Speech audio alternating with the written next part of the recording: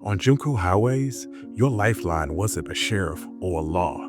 It was something as simple as a gas station. Esso gas stations used their brand power, a coast-to-coast map service, a Black executive, and corporate backing of the Negro Motorist Green Book to help Black travelers safely outsmart Jim Crow. So join us today while we discuss how Esso gas stations help supercharge the Negro Motorist Green Book. I'm your host, Country Boy. If you like stories like this, you can find more stories like this at onemichistory.com. But without further ado, let's get started. America sold the car as freedom, but Jim Crow turned the road into a test. White-only hotels, cafes that went closed when you walk in, restroom keys that were withheld with a smirk, prices that rose with a glance, police that turned a taillight into a trap, and across the map, sundown towns where the setting sun came with a perilous warning. Yet, if you were Black, you still had to drive. You had to go to work, you had family, you had church, summer trips with the kids, and all of this freedom required you to have a plan. So this is where the Green Book comes in. It's designed by Victor H. Green, a Harlem postal carrier who built a plan in 1936. He used a trusted network of postal workers, salesmen, musicians to stitch together portable workaround, the Negro Motorist Green Book. It had listings for tourist homes, Black-owned hotels, barbershops, cafes, garages, and later motels and service stations. It didn't eliminate risk, but it built in redundancy. If one door was shut, a town next to it had a backup. You could circle safe places and keep dignity within your itinerary. The Green Book worked because it matched a specific problem with a specific tool. Jim Crow was thousands of local laws and rules enforced with signs and stares and sometimes a badge. Green answered this by asking people who knew where every street was where Black people could go. The book scaled local knowledge nationally, and its design built in backups. It kept adding routes, first in New York, then in the Southeast, and then state by state across the South and the Midwest, and eventually into Canada and the Caribbean. By World War II, as car ownership surged, highways linked cities before interstates, the need only grew. If you had ever tried to travel on just tips alone, you know the difference between a hunch and a listing compiled by people that you trust. But this is the part that many people miss. Esso, Standard Oil of New Jersey, did more than sell gas. Many Esso stations stocked the Green Book behind their counter. Esso bought ads in the guide, and its touring service already mailed out free road maps. It helped the book reach far beyond Harlem. Some Esso dealers and crucially, some service stations were owned and operated by Black entrepreneurs, and this became a reliable link for Black families who could fuel, use a clean restroom, and ask, where can I stay the night? And this isn't just a rumor. It's written into the Green Book itself.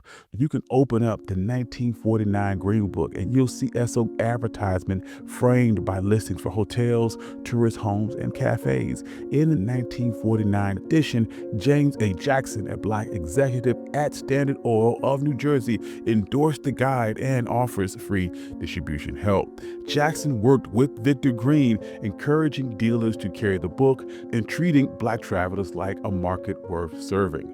Motors mixed business sense with a measure of principle. The effect on the ground was clear: more predictable service, fewer humiliation, and crucially, safer miles. Picture that you're a family rolling down US 1 in early 1950. The daylight is thinning, the county line with a sundown reputation is ahead.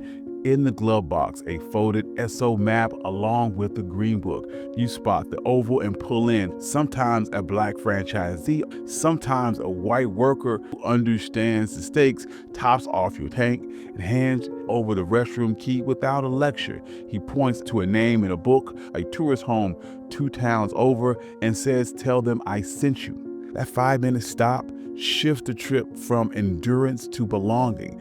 And this is how you build a loyal brand with your Black customers. Yet, let's be clear, not every Esso dealer lived up to this standard. Many of them discriminated.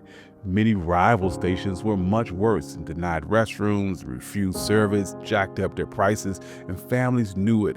So they layered their plan. They packed lunches. They relied on tourist homes. They called ahead. They opened the book, and you'll find entries that read like instructions, stating the tourist home, the city, call ahead. The Green Book wasn't a magic pass. It was a map of options when the road turned very hostile.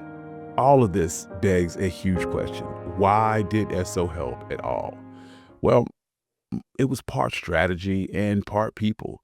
Strategy was a growing black middle class that had cars and cash and long memories. And a gas company doesn't live on one fill up. It thrives when people pick the same brand from Harlem to Norfolk because you know what to expect. People like James A. Jackson argued inside the company that respect was a right and was profitable. And he built relationships with black newspapers, civic groups, and Victor Green, and encouraged dealers to carry the Green Book. Wasn't charity, it was good business. And it also saved many black people from harm. And still, all of this was built on a contradiction. Esso's infrastructure served a landscape built on segregation. It was supported both by principle and by profit, and the impact was very real. By the 1940s and into the 1950s, the Green Book plus Esso gas stations functioned like a parallel system. Fuel here, meal there, bed up the road, a mechanic who wouldn't strand you, and information that became an infrastructure that you could fold and put inside your glove box. When the legal ground shifted with the Civil Rights Act of 1964 and it outlawed discrimination in hotels, restaurants, and gas stations,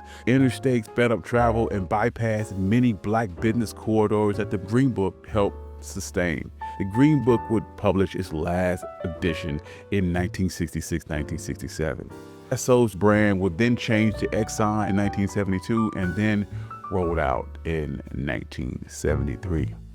So why does any of this matter? Small, practical systems built from communal knowledge and strengthened by unexpected allies can pry open closed doors in a landscape. Esso gas stations and the Green Book did not end Jim Crow, but it helped turn communal knowledge into safe miles. Thank you. I'm your host, Country Boy, and this was Esso gas stations and the Negro Motorist Green Book. If you like stories like this, you can find more stories like this at onemichistory.com. I like to thank all my financial contributors. Without you, none of this could be possible. I love you all. If your family used the Green Book, or if you remember Esso gas stations, please, I would love for you to share your story in the comments. Peace.